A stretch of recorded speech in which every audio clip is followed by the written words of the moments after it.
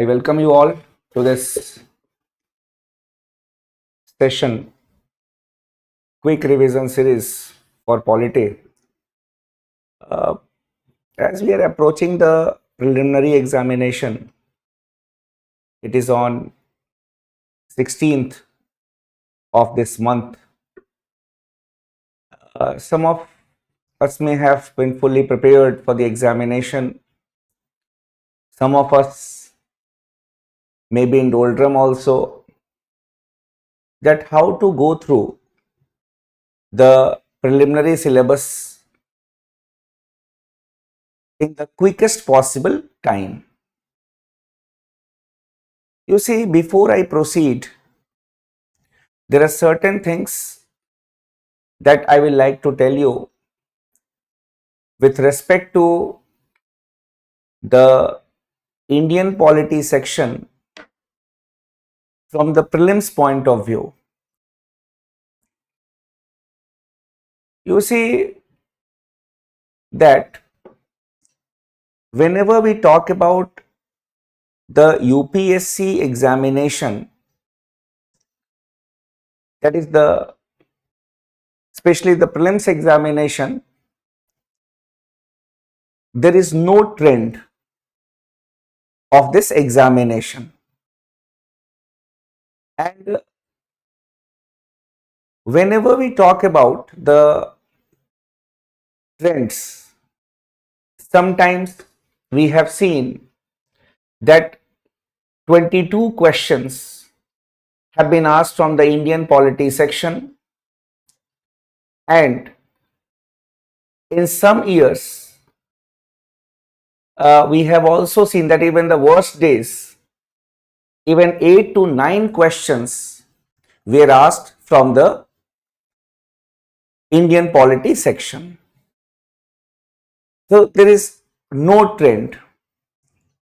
The UPSC basically, it has got no trend, and the only trend that is there with the UPSC is that it has got no trend. कोई trend इसका नहीं होता. This class is an English medium class. We have got two verticals, one the English medium, and we have got the Hindi medium vertical, which is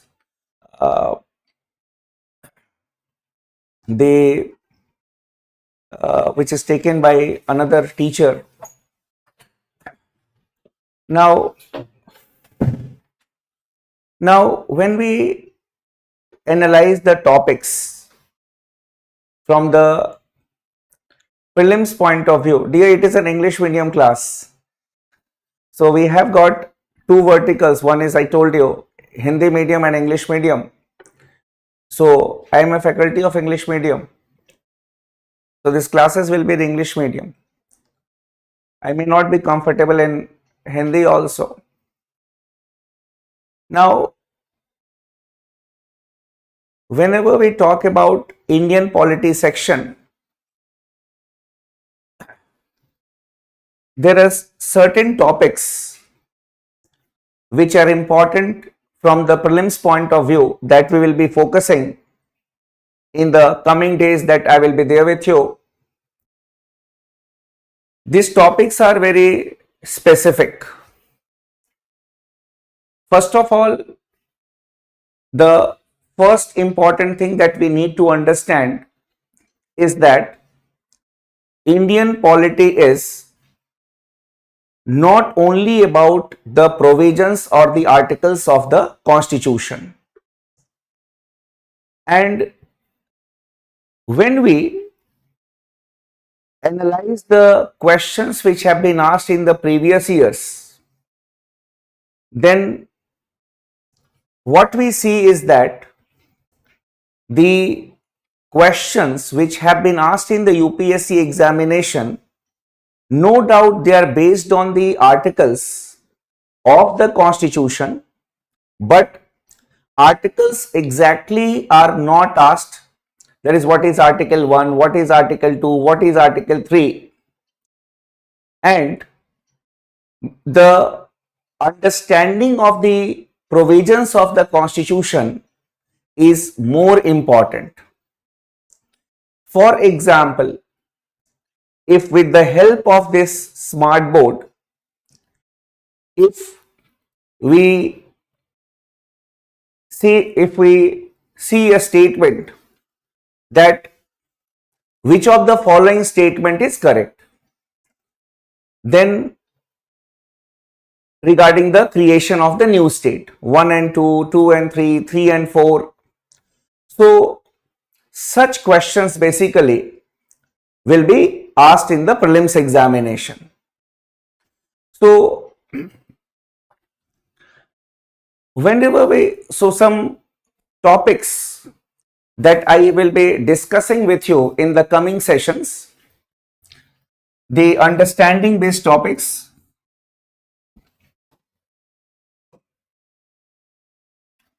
some basic concepts,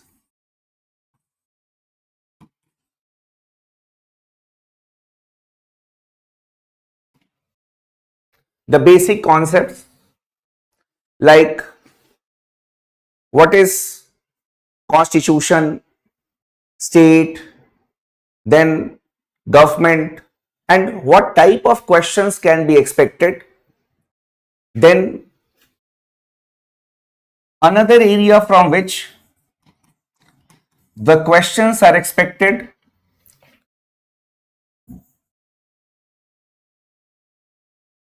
is political systems. And when we say political systems, that is across the globe, what we have seen is that with different type of political systems are there, and the UPSC is very fond of asking questions with respect to political systems. So we will be covering political systems, parliamentary system, presidential system, federal system, unitary system. Then apart from it, the preamble is another area from where the questions are asked in English, in the UPSC examination. And even in the worst days, what we say is that whenever we talk about the least questions which have been asked, that is, we say that the worst days. So even in the worst days, what we have seen is that at least 1 or 2 questions have been asked from the preamble part. Then, so basic concepts, political system, preamble. Then another area from where the questions are asked, fundamental rights,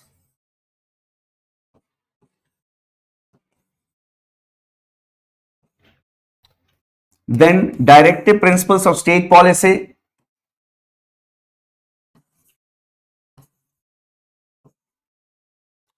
then the union and the state government,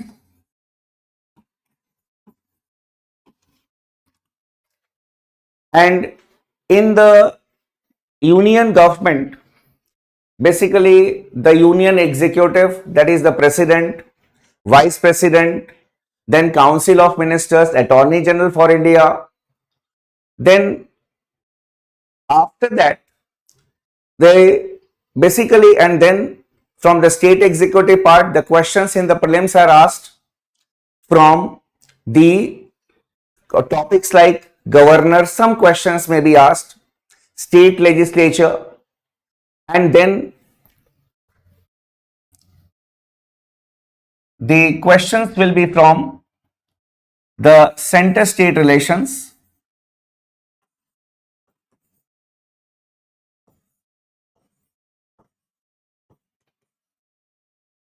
Panchayati Raj institutions,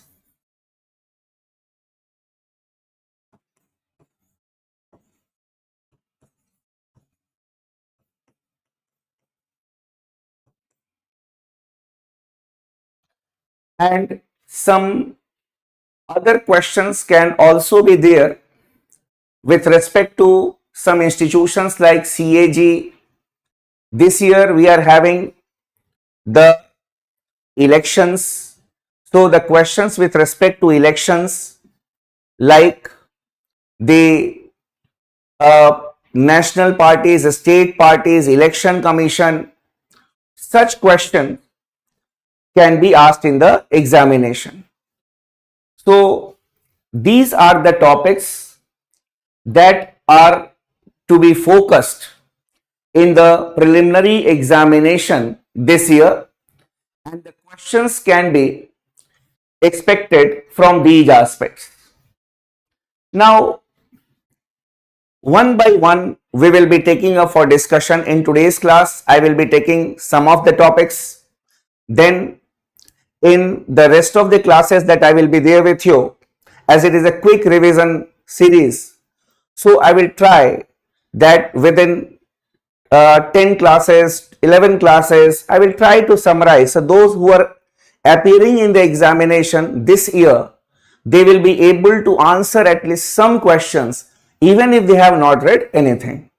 But I hope that you people here, you have read well, and it is just a revision class, so that you should know that on what aspects we need to focus. Now, the first general concept with respect to the prelims examination is the concept of the state only.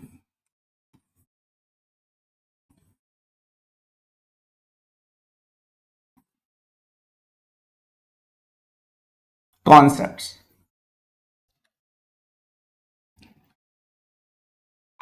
First of all, we will have to understand the meaning of the constitution. Now, whenever we talk about the constitution,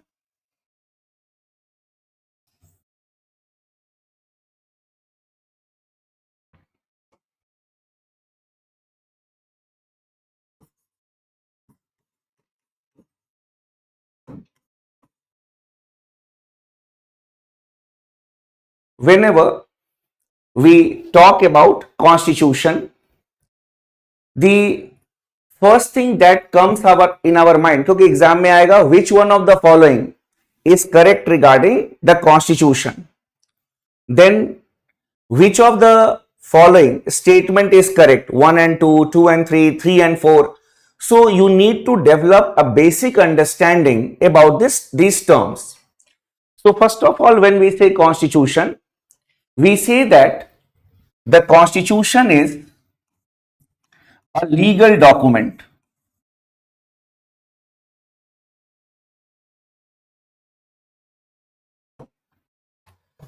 That is, it has the backing of the law or the sanction of the law.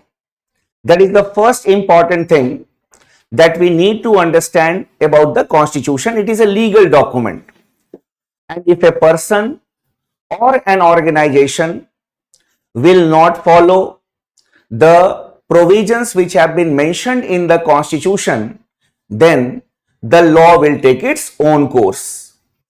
Then, when we talk about the subject matter of the constitution, that what is there inside the constitution, what we get is that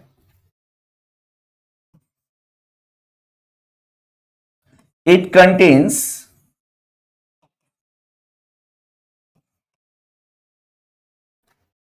the principles and functions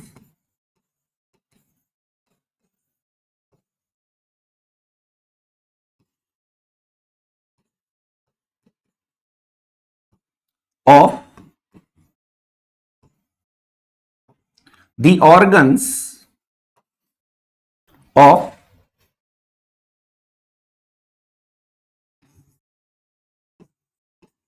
the government of a state.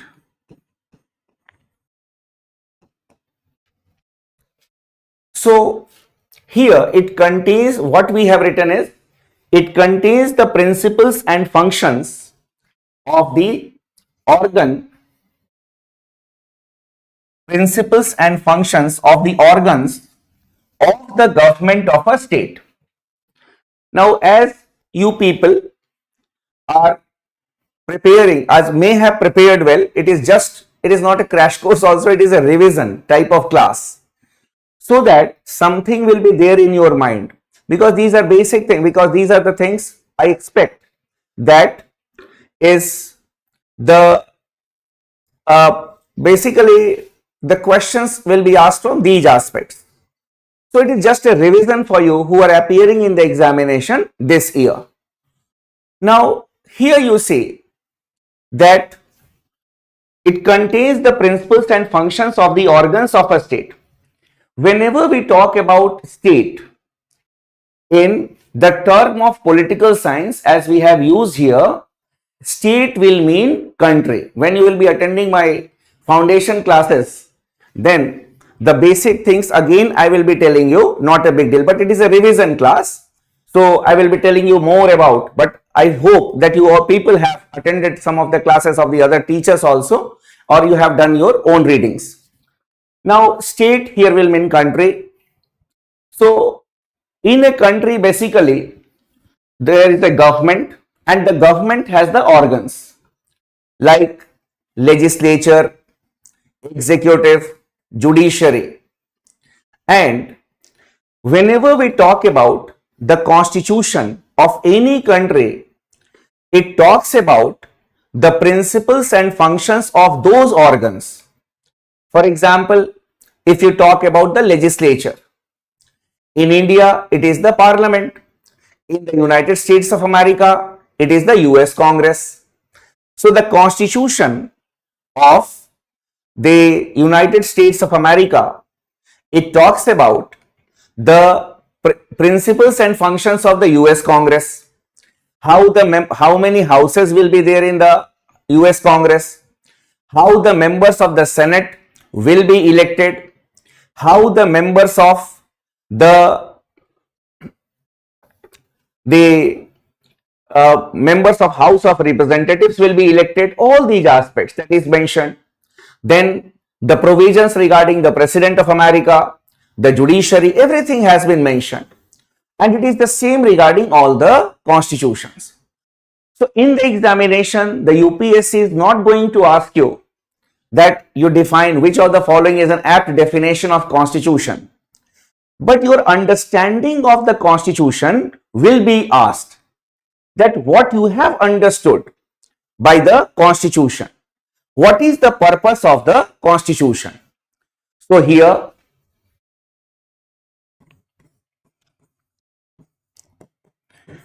when we talk about the objective or the purpose of the constitution, the objective or purpose of the constitution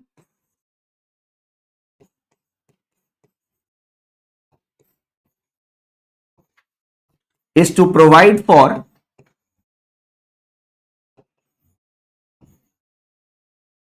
a limited government.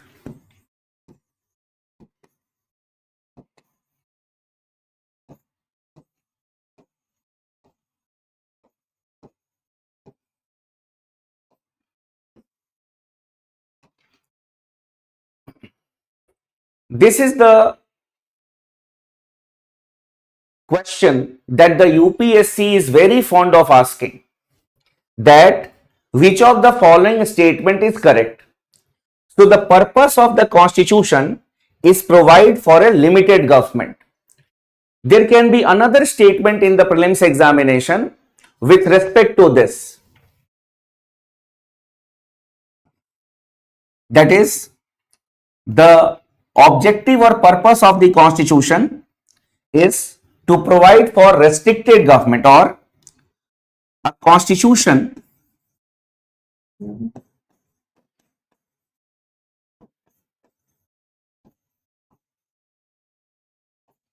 puts restrictions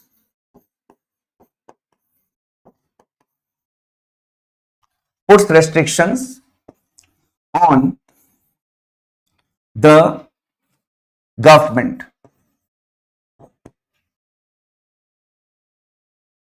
So here these statements, if you see the questions which have been asked in the previous years, you will find that the UPSC is very fond of asking this question, this statement, giving this statement in different forms.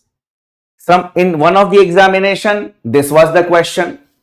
Then there can be this statement, which of the following statement is correct? So here a constitution puts restrictions on the government. If the statement is the constitution puts restrictions on the rights of the people, that will not be a correct statement. So put restrictions on the government, what the government should do, what the government should not do. Then apart from it, there can be a word called constitutionalism. Now students generally get fumbled when they come across such type of words in the preliminary examination. But when we talk about, in a layman's term, I am saying that whenever you talk about this concept of constitutionalism, it is nothing but a government which is run on the basis of the constitution. So here what we see is that the same question, it is being asked again and again in the examination. That is the purpose of the constitution. So the basics have to be cleared in the examination. It is not that you should mug up all the articles of the constitution and you will be able to answer the questions. So you see that even from the definition of the constitution, the meaning of the constitution, the UPSC is asking questions. Then apart from it, another core area from where the UPSC asks questions is some concept. And the most important concept after the constitution itself is the concept of the state.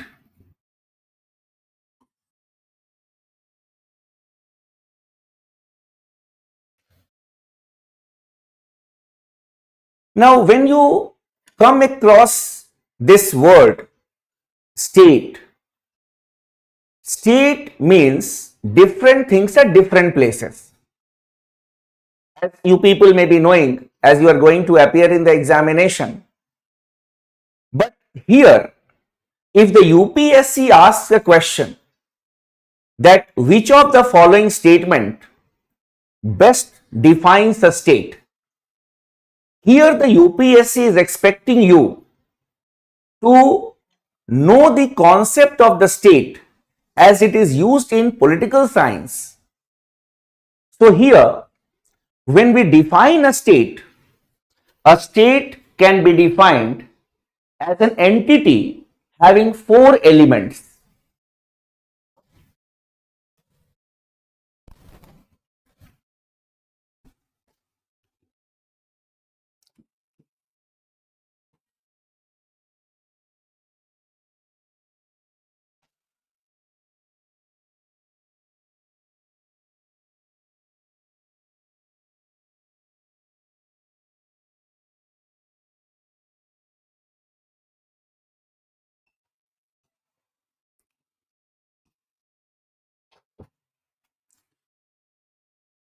Population,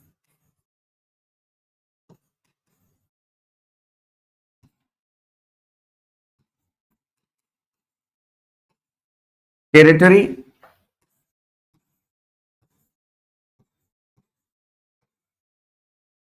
government,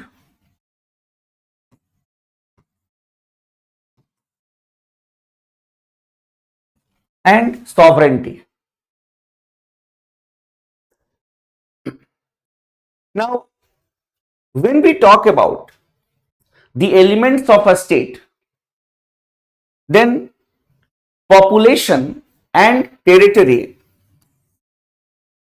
they are the physical basis of a state.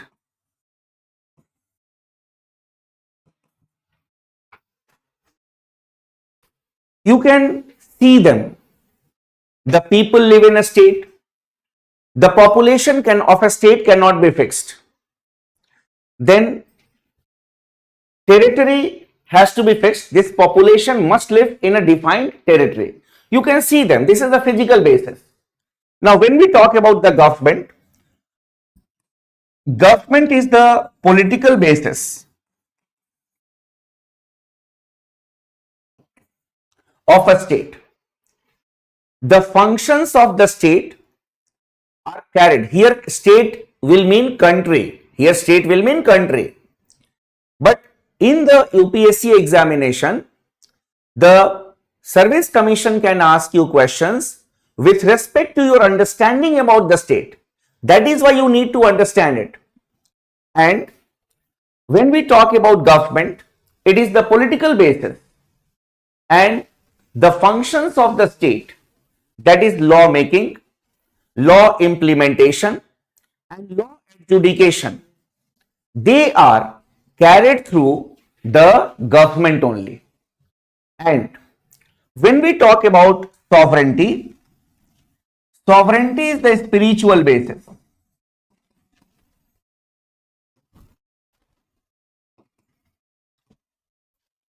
Assume that you know the meaning of sovereignty, and even if you don't know it, I'll tell you that sovereignty is the supreme decision making power.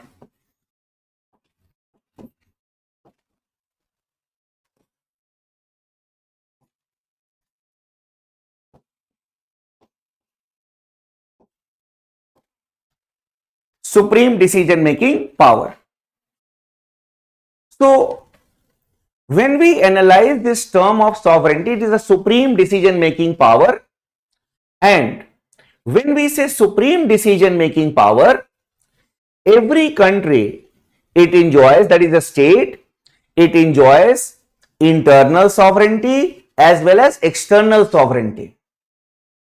What does internal sovereignty means? You may be knowing that the laws of the state are binding on the people as well as the organization within the territory of that state.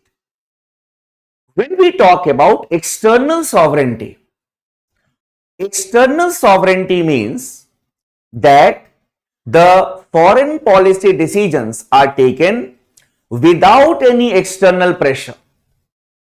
We can also say that it is an independent foreign policy. Now, what type of questions the UPSC is expected to ask from this part? The UPSC is not going to ask you the question that the state is an entity having a population, territory, government and sovereignty. No. The UPSC is going to ask a question explaining these terms, that the state will mean a group of people living within a defined territory or area, having a political authority and the supreme law-making power. Such understanding has to be developed. So, if you analyze the questions which have been asked in the previous years, you will find that the UPSC has even asked the definition of the state. So, that is why even the students, that is why in my foundation classes also, I teach with the basics. You are appearing in the examination, so I feel that your basics have been cleared. So, one question from the state, one question from the understanding of the constitution. Now, there is another area, another topic from where the UPSC is very fond of asking questions. It is the political system.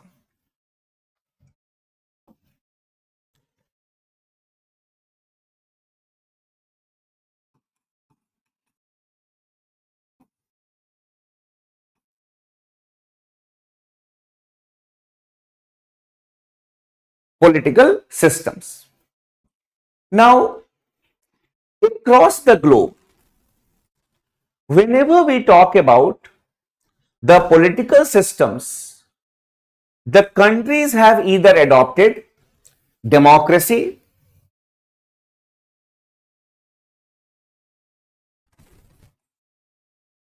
or dictatorship.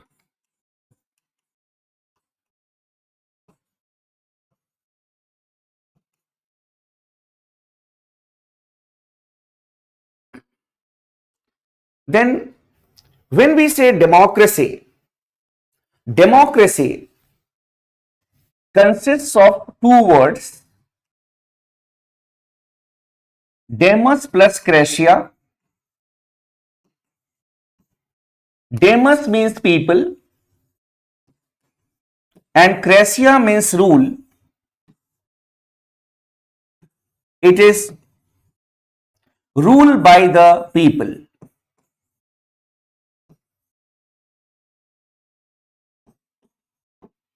Rule by the people.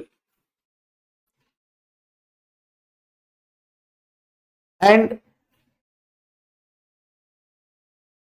now, when we talk about dictatorship, dictatorship basically has got manifestation in different forms. And which, why we term a political system as a dictator, we need to know that also.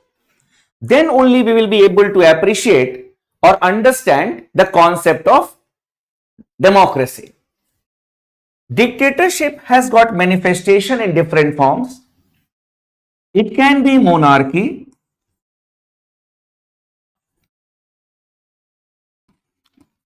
it can be military rule,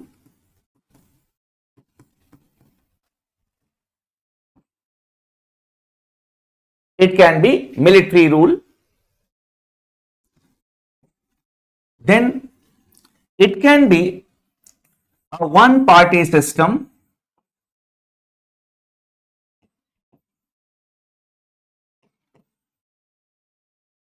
and it can be a personalist regime also.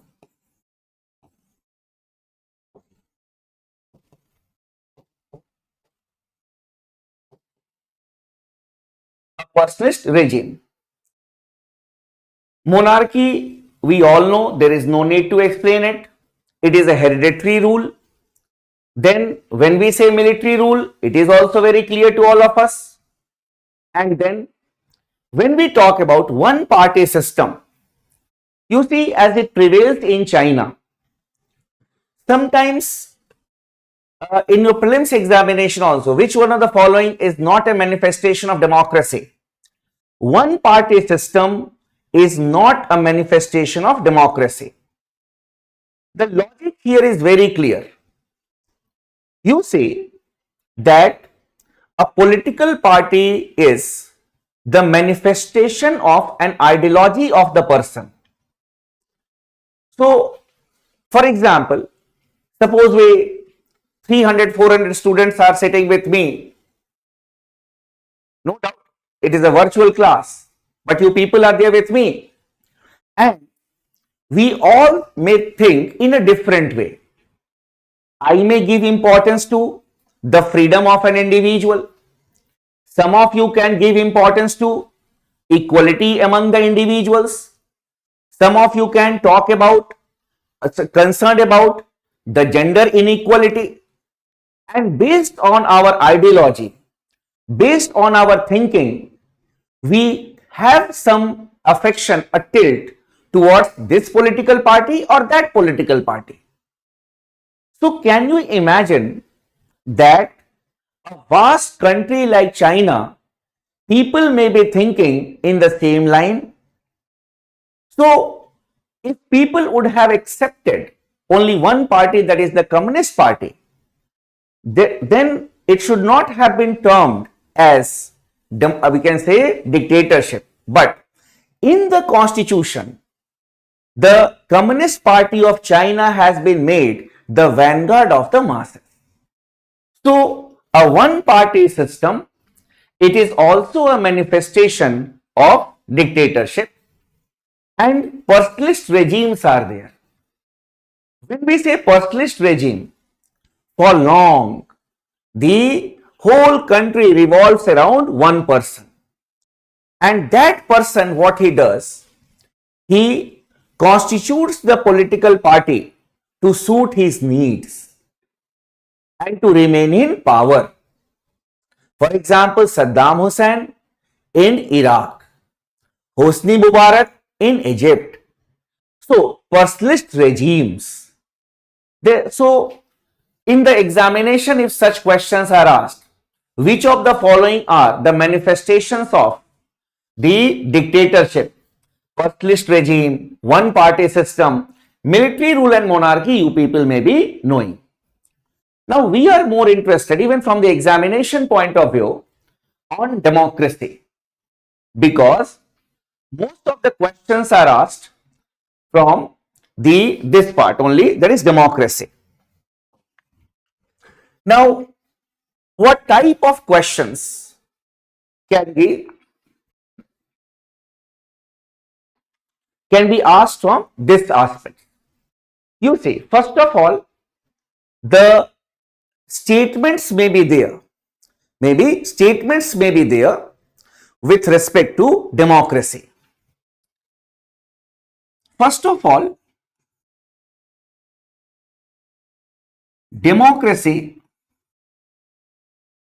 as a form of government.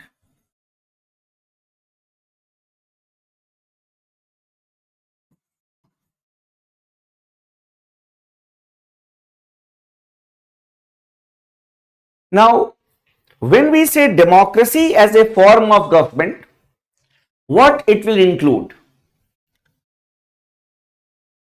It includes the certain aspects, the presence of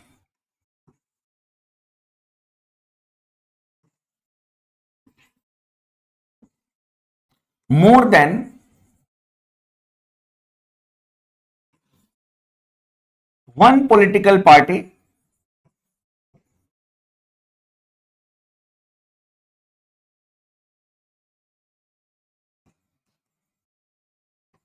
competing for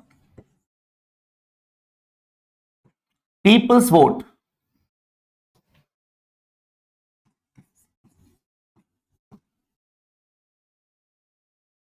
Then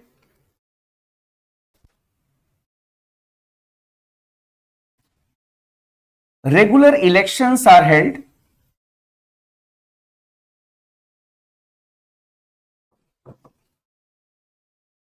which are based on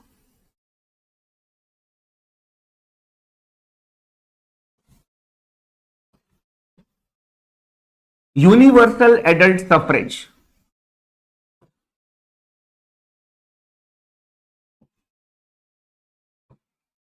Universal adult suffrage. Then after that, there is freedom of press.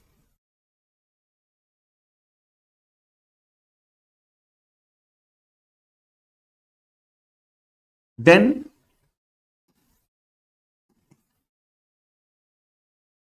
rights and liberties.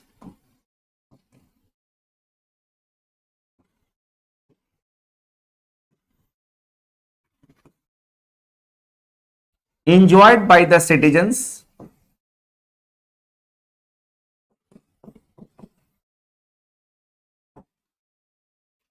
Then rule by the majority, a rule of the majority.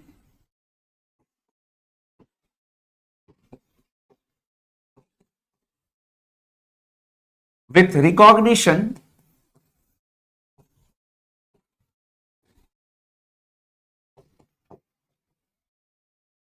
for minority rights.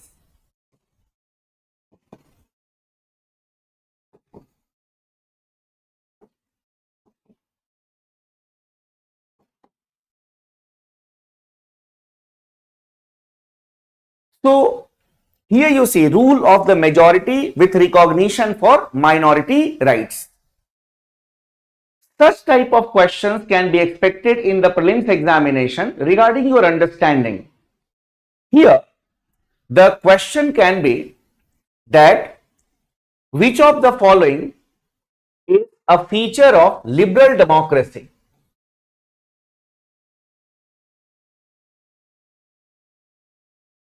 Is a feature of liberal democracy. So, when we talk about the liberals,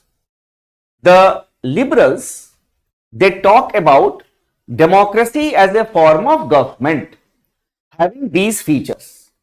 So, in the examination, the questions will be like this. This is the first manifestation, first understanding, and the meaning of democracy as a form of government, liberal democracy. Then, coming to the second aspect, the second manifestation of democracy.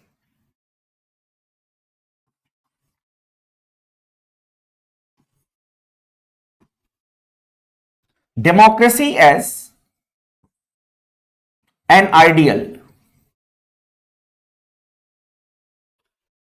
When we say democracy as an ideal, here we talk about a democratic society, and a democratic society is that society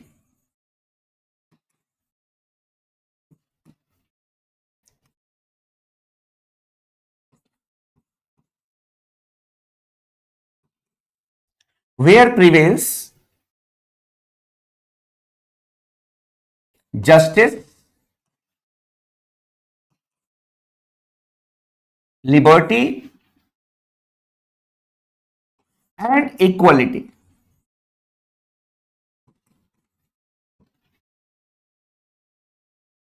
So, this is the value aspect, the virtue of democracy.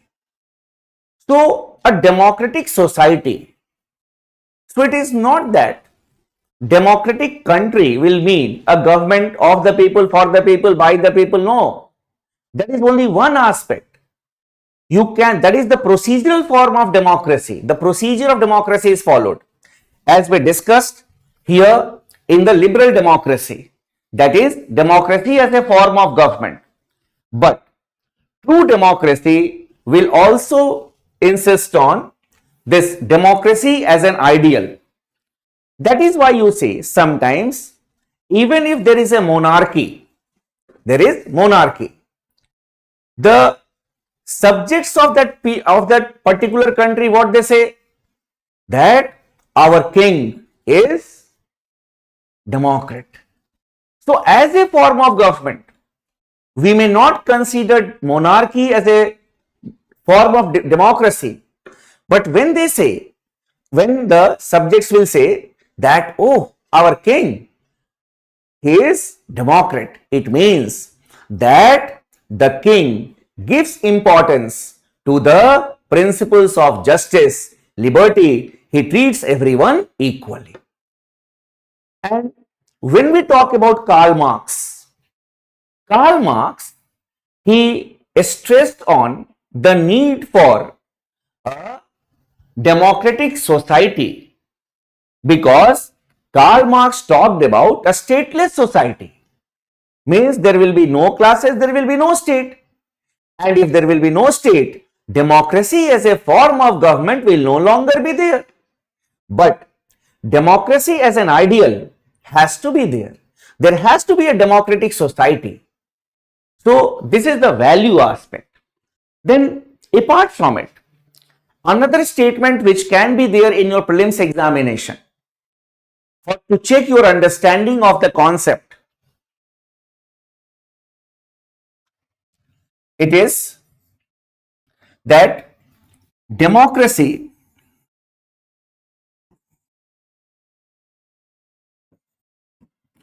is based on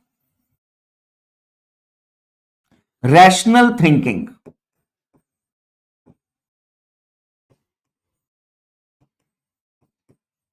Rational thinking as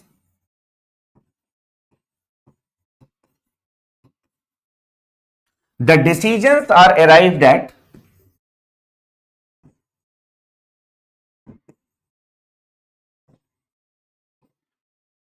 by discussion.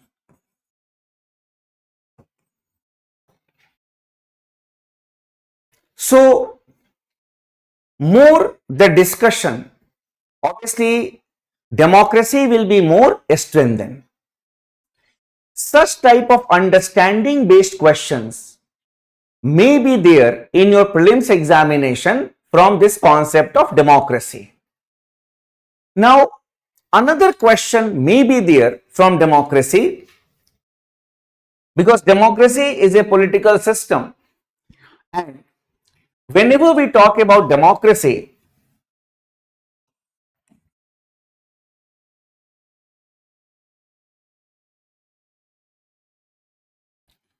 some of the countries have adopted direct democracy,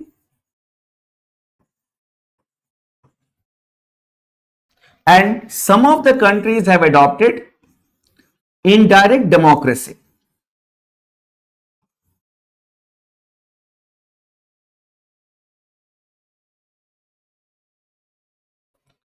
Then, when we say direct democracy, what is this direct democracy will mean?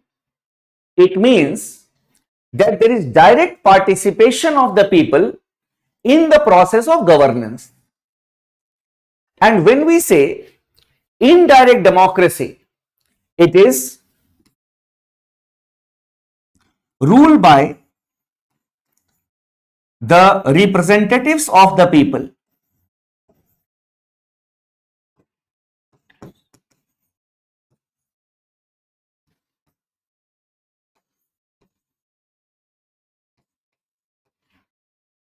It is also known as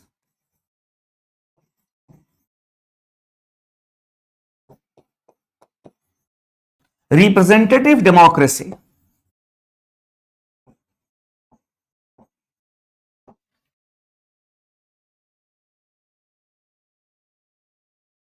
So, direct democracy, there is direct participation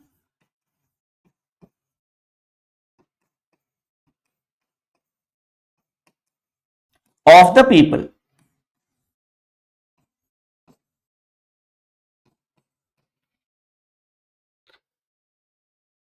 In India, we follow this representative democracy. We elect our representatives in the legislative assemblies every 5 years. Then in the Lok Sabha also, we elect our representatives every 5 years. After that, we are busy in our own work, and our representatives who are elected to the Lok Sabha, they will make laws for the country, and the persons whom we elect in the legislative assemblies, they will make laws with respect to the states. So, basically, here, when we talk about indirect democracy, we are following this indirect democracy.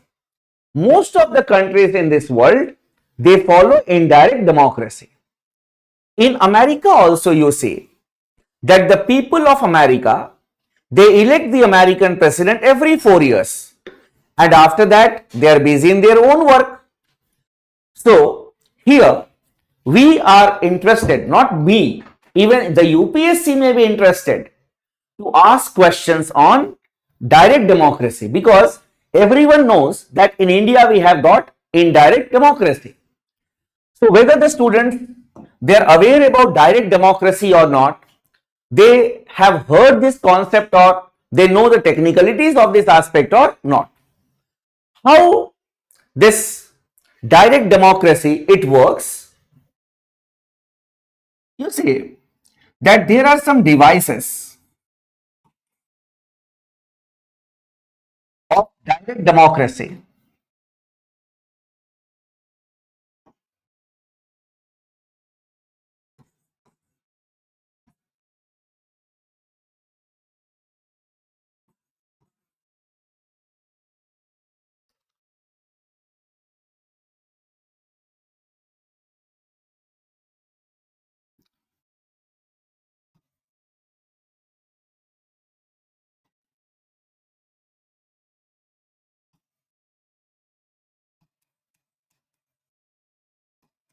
initiative,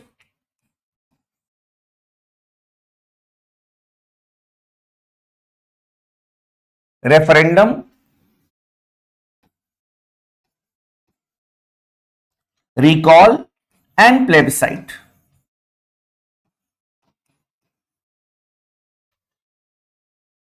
These are the devices of direct democracy. So in the prelims examination, the question will be, which one of the following is not a device of direct democracy, or which of the following is a device of direct democracy? Now, you may be aware about these terms if you have prepared well. Initiative is the device by which people initiate the laws to be made. That is one thing. If the majority of the voters, they request the state that we want to have a law on this particular topic, then the law will be made on that topic.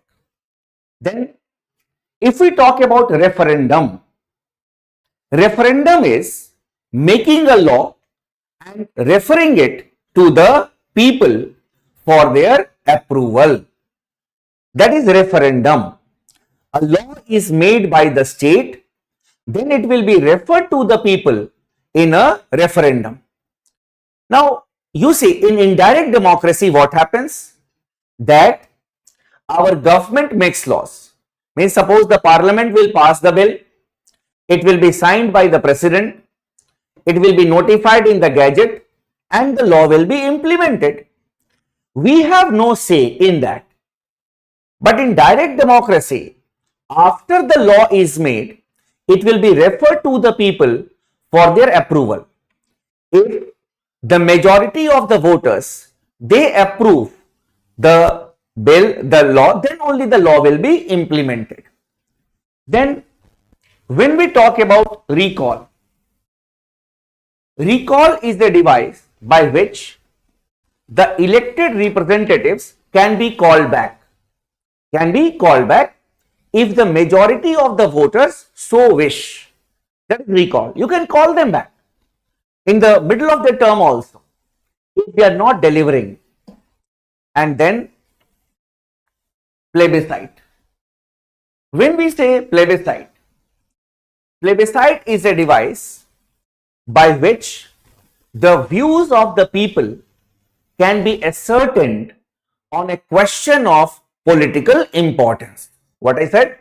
That is, it is a device by which the views of the people can be ascertained on a question of political importance. Suppose if the people of Jammu and Kashmir will be asked that whether Jammu and Kashmir should be given autonomy or not, it will be a plebiscite. It will be a plebiscite. People generally get confused between referendum and plebiscite, and these words are used interchangeably. So, in the prelims examination, such type of aspects will be there. Then there can be another set of questions based on your understanding of democracy, that which of the following is a challenge to Indian democracy. Such questions can also be asked. Challenge to Indian democracy. So you will have to be a person who understands the dynamic part also. Note that until unless you will not prepare well for the main examination, you cannot even appear in the prelims examination. So basically, I feel that you all have prepared well. So the challenges that you may have read in during your mains preparation, if such questions can be asked, you will be able to answer it. For example, there is lack of inner party democracy. There is lack of inner party democracy. Then apart from it, another aspect is the role of religion and caste in politics, because in India, what we say about the elections, that in India people do not cast their vote, they vote for their caste. So here it is the dominance of religion and caste in politics. criminalization of politics is also there. So, such understanding based questions may also be asked to test your aptitude. So, from democracy, such type of questions can be asked. Direct democracy, the features of liberal democracy, which of the following statement is correct regarding democracy. Now, whenever we talk about, एक तो world में हो गया, that is democracy and dictatorship. So, in most of the countries we have democracy, and in some of the countries we see dictatorship also. Now, ये तो हुआ democracy, dictatorship based on the election system that you have. When your government is elected directly by the people, or we can say elected by the people, you will be, it is a direct, we can say it is democracy. Now, within a democratic system, there can be, or even undemocratic systems also, there can be another system, that is parliamentary system and presidential system. This is another classification of the political system.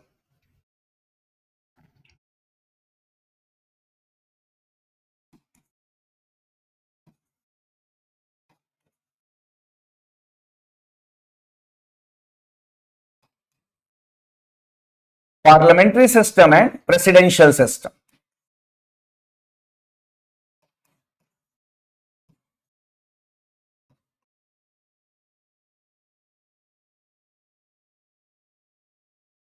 When we say parliamentary system and presidential system,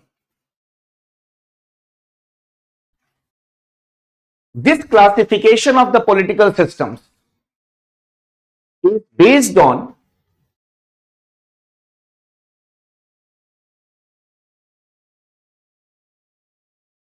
the relationship between the executive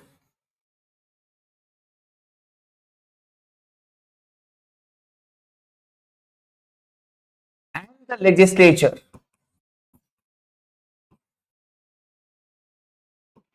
in that country or state.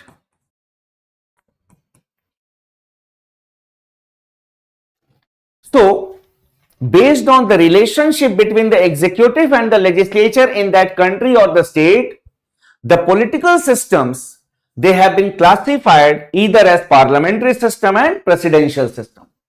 So, in that particular country, what is the relationship between the executive and the legislature? So, this is the thing, first thing that you think, because people generally think that what after we can say this system, there is what is the basis of this classification.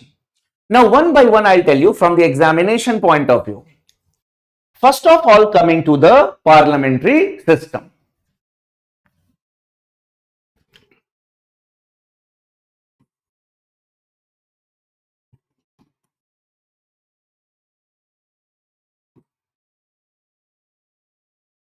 So, in the parliamentary system,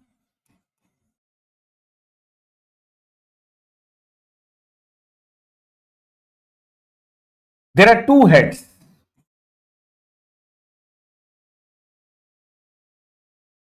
Head of the state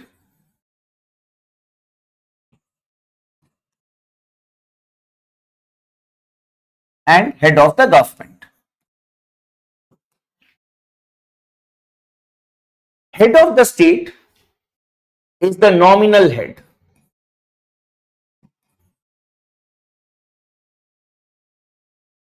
Is the nominal head. And head of the government is the real head.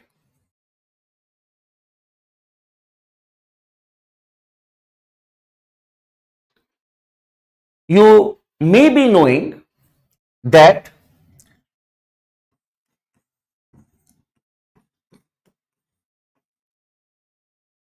in the United Kingdom, we have such a system, parliamentary system, and the When we talk about this United Kingdom, the head of the state is the real head, and sorry, the head of the state is the nominal head,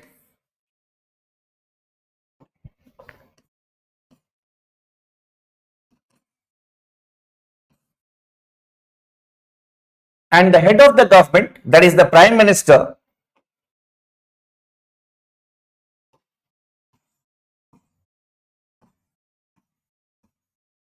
he is the real head. So crown, king or queen. And then when we say India,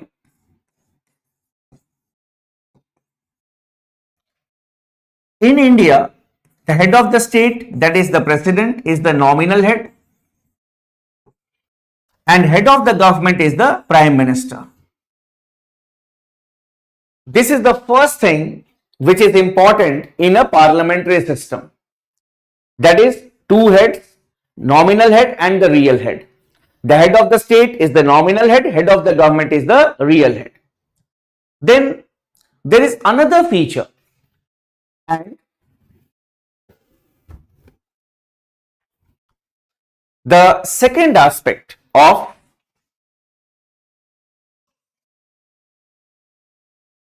the parliamentary form of government is that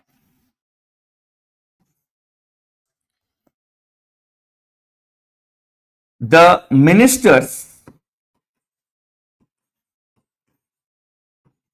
are the political executive. So the ministers must be the members of the executive or members of the legislature.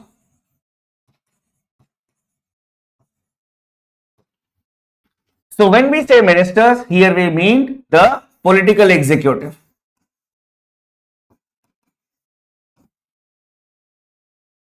And then third is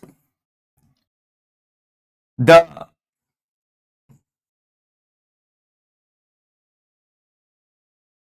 executive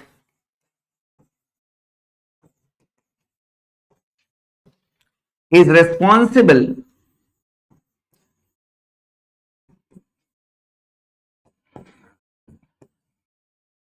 to the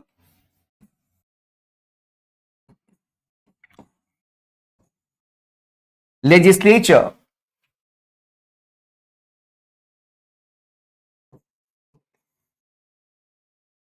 especially the lower house.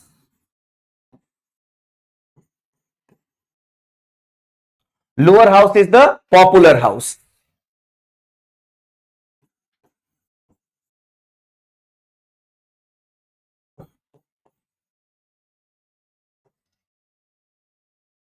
You need to remember these 3 points. First, that the head of the state and head of the government, they are two different entities. Then head of the state is the nominal head, head of the government is the real head.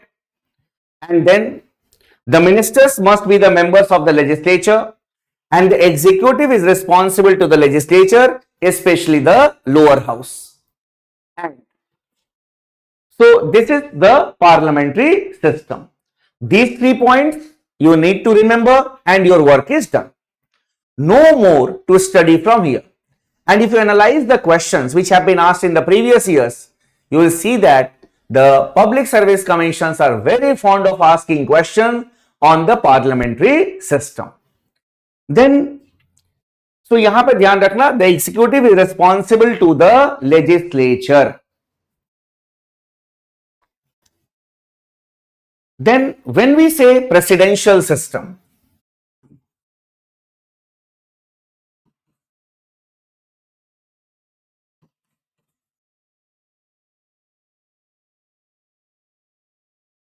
presidential system. In the presidential system,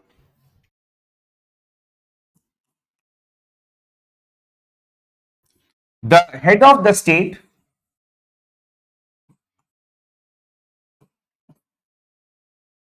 and government is the same.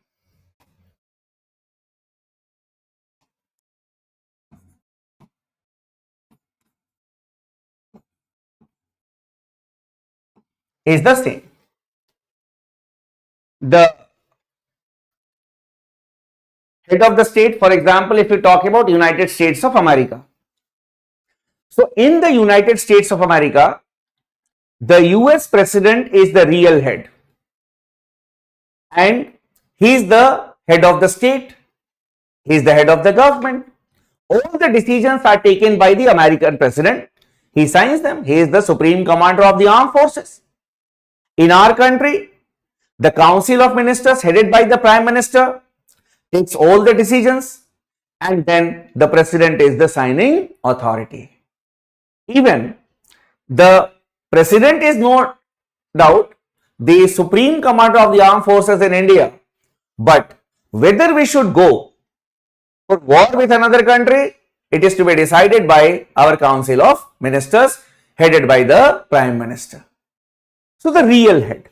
Then another difference between the presidential system and the parliamentary system is that in the parliamentary system, what we had discussed? We had discussed that the ministers must be the members of the legislature. But in the presidential system, what we see that the members of the executive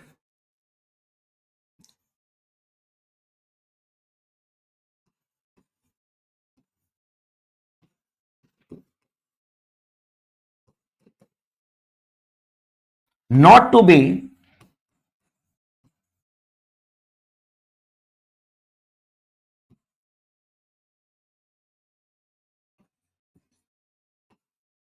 members of the legislature.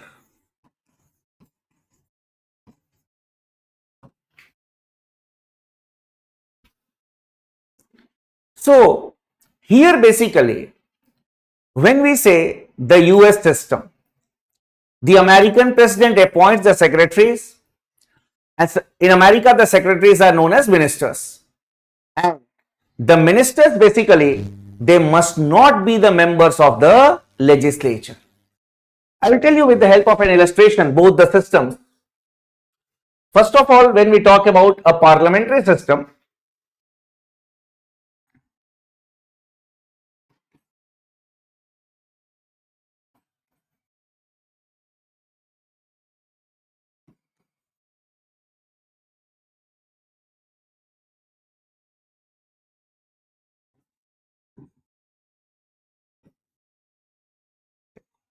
in a parliamentary system, the electorate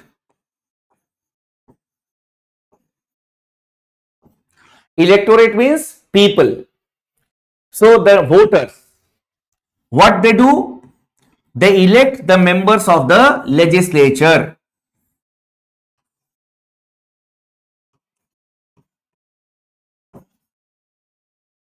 They elect the member of the legislature. And you see, in our country, we are the voters, and all of you who are there, whose name is there in the voters list, you people are the electorate. So what you do in the elections? You do not elect your minister. You just go and you vote for to elect your representative.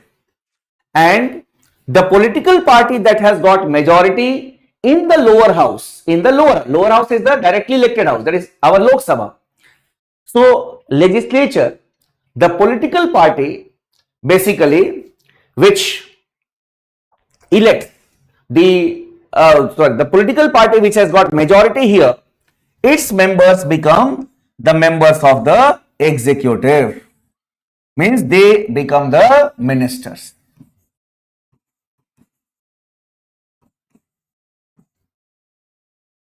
So there is a fusion. There is a fusion. The thing that we have written, the ministers must be the members of the legislature. So here such type of questions, I am just explaining it to get you understand. And then what we have discussed, the ministers, they are responsible to the legislature. In the prelims, you just need to remember these three things. One, head of the state and head of the government are two different persons. Second point, that is the members of the executive, that is the ministers. Here we can write executive also.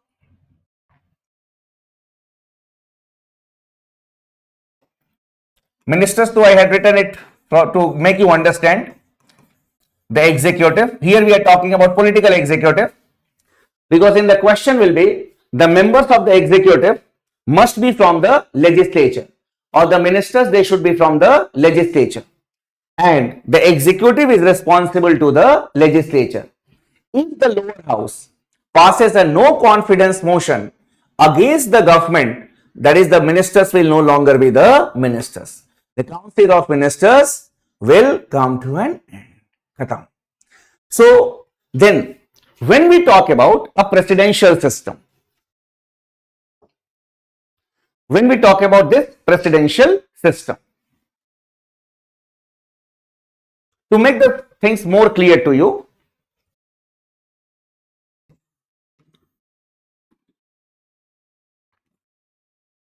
you see that in a presidential system, the electorate, that is the voters,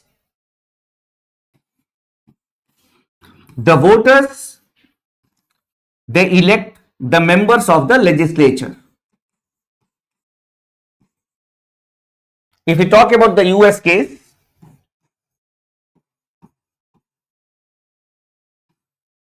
and the electorate also takes part in the election of the chief executive, that is the US president.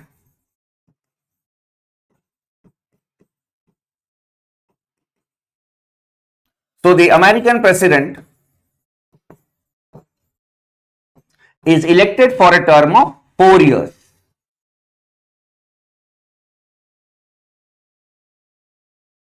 And when we say legislature, in the United States of America, you people may be knowing that the legislature is known as the Congress, having two houses, Senate and the House of Representatives.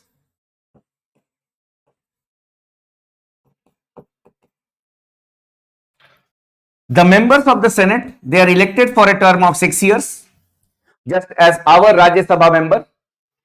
And when we say House of Representatives, it is just like our Lok Sabha, and the members are elected for 2 years. Here, the second point that we have written here, the members of the executive,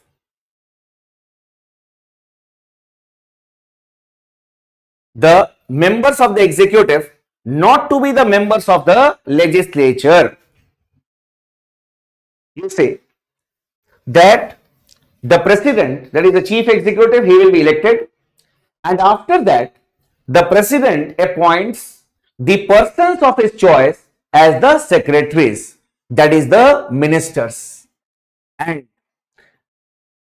the ministers or the secretaries, they must not be the members either of the Senate or the House of Representatives.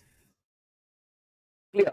And if a member of the House of Commons, of the Senate or the House of Representatives is to be appointed as the secretary or the minister, then he needs to, what he needs to do? He needs to resign, and then only he can take oath. So basically these are the things that we need to develop an understanding in today's class. The Constitution, one question. The understanding, that is the objective of the Constitution, the first thing that we had discussed here.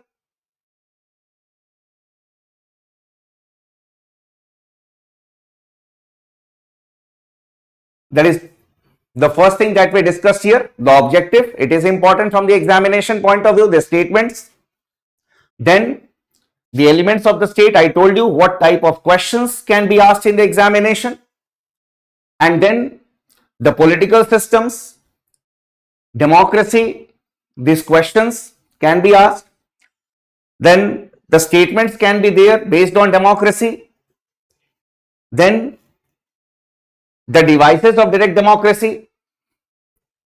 Then parliamentary system and presidential system. 3 points you need to remember here from the examination point of view. And the presidential system. And I gave you the illustrations to make you understand.